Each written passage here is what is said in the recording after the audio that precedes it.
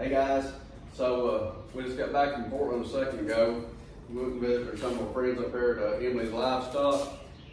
Look guys, if you're needing some beef or wanting some fresh beef, fresh meat, all kinds of different products, what else did you get? I got tallow for the skin, we got ribs, No. lip balm. Yeah, so they've got just about everything you think of it. And they hooked us up. We got if you've ever wondered what a whole cow looks like, here's 8 boxes. So here's an entire beef. It's a lot. Yeah, it's a whole lot. When you go to comparing their prices though, you're not too far off from what you're gonna pay at a grocery store. However, with this, you're getting fresh from the farm.